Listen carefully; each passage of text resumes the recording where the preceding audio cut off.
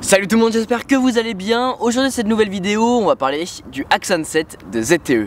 Allez, c'est parti.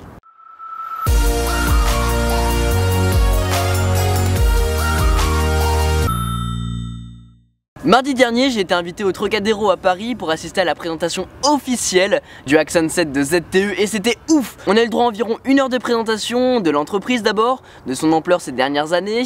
On a eu le droit à la présentation du produit bien sûr, et cette présentation a été faite par Scott je ne sais plus quoi, c'est le PDG en fait de ZTE, Hagan Fendler, le designer en chef, Wayman Lam, la personne en charge de la téléphonie mobile chez ZTE, et finalement Javier Foncias, le directeur de Dolby Atmos il me semble, qui nous a fait une démonstration de ce qu'était la technologie Dolby Atmos et en quoi elle apporte quelque chose sur le smartphone. Une présentation donc qui s'est terminée par le prix bien sûr et la disponibilité en précommande du smartphone. Smartphone disponible à 449 €, un téléphone haute en performance quand même. Champagne à volonté, coca à volonté, petit four à volonté, DJ, journaliste partout, Axon 7 partout. Voilà l'ambiance dans laquelle j'étais lorsqu'on est sorti derrière, en face de la tour Eiffel pour tester ce smartphone. C'était dingue. On est là sur un smartphone vraiment bluffant, il est pas mal esthétiquement déjà avec ses bords arrondis, le coloris gold lui va très bien. Après c'est vrai qu'il ressemble pas mal à d'autres smartphones, notamment le Nexus 6P. Il possède un double haut-parleur sur la façade avant comme lui, permettant de bien laisser échapper le son. Et à première vue, ou plutôt à première écoute, ça avait l'air plutôt pas mal, mais impossible de bien entendre la technologie Dolby Atmos intégrée dans ce smartphone. Même lorsqu'on était dans les œufs, on n'entendait absolument rien.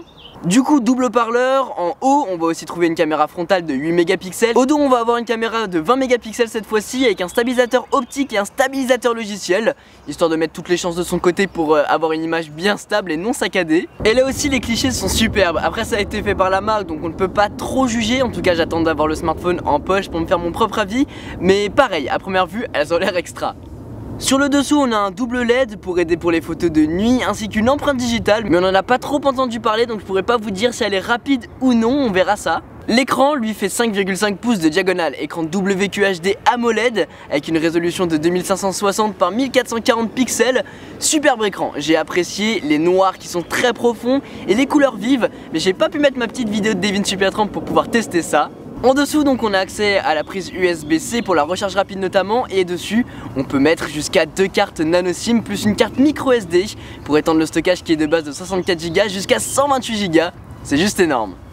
Pour faire ce Axon 7, ils ont fait pas mal de partenariats, notamment avec Qualcomm pour la puce Snapdragon, Corning pour la résistance de l'écran, le Corning Gorilla Glass, Samsung aussi pour l'écran AMOLED, mais aussi et surtout Designworks, une filiale de BMW pour le design. Pas mal non? Au-delà de ça, il est très puissant. En tout cas, lorsque je l'ai testé en allant dans des applications, en me baladant dans l'interface, en prenant des photos, ça avait l'air très fluide. Après, encore une fois, il faut voir ce que ça vaut au quotidien. Snapdragon 820, puce graphique Adreno 530, 4 Go de RAM, 64 Go de stockage, dual SIM et port micro SD.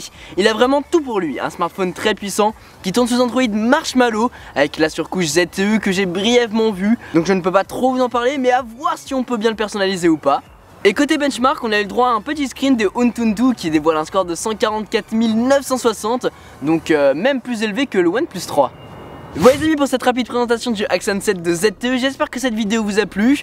J'espère vous retrouver très bientôt pour une vidéo déballage et test sur ce smartphone, donc restez à l'affût. Pour ma part, il m'a vraiment plu, il a le meilleur à l'intérieur et à l'extérieur, c'est plutôt pas mal. Vous dites-moi dans les commentaires s'il vous intéresse ou non et comment vous le trouvez. Sur ce, c'était Quentin, passez tous une très bonne journée. Tchou!